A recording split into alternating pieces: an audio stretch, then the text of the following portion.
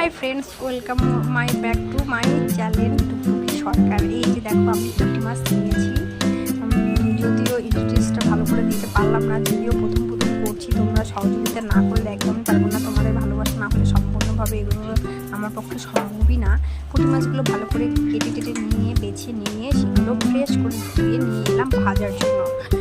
ভাজবো তাতে নুন হলুদ দিয়ে কয়েকটা রেখে দিয়েছি ফ্রিজে, কয়েকটা নিলাম, নিয়ে নুন হলুদে ভালো করে মেখে নিয়ে সেখানে তাড়াতাড়ি করে ফ্রাইং প্যানে তেলটা গরম করতে দিয়ে দিয়েছি। যদিও অল্প তেল দিয়ে দিয়েছি, যদিও ছিল সেটা তার আগে কিছুটা ভাজা হয়েছিল। তারপরে সেখানে তেল দিয়ে ভালো করে গরম করে নিয়ে সেখানে আমি একটা করে মাছ ছেড়ে দিচ্ছি। ছেড়ে দেওয়ার পরে কি সুন্দর করে লাল করে নিয়ে আমি মাছগুলো নিয়ে খাওয়াবো। সেগুলো কাটিয়ে আমি পুঁটি মাছগুলো খাওয়াবো।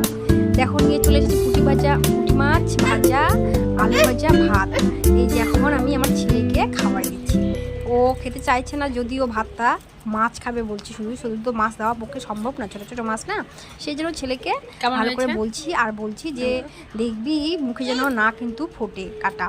তখন এই বলে তাড়াতাড়ি করে ও খাওয়ার পর বলছে মা দারুণ হয়েছে। তখন দুজন মিলে আমরা কাড়াকাড়ি লেগে গেছি, কে মাছ খেতে পারে, সবটা শেষ করতে পারে। তো আমি যদিও খাচ্ছি, আমার এই থালা থেকে আবার তুলে নিয়ে ও খেয়ে চোখগুলো দেখো কেমন করছে। আর মা বলছে সব শেষ করো না তুমি, মা আমার জন্য কিছুটা একটু রেখে দাও, এইরকম করছে।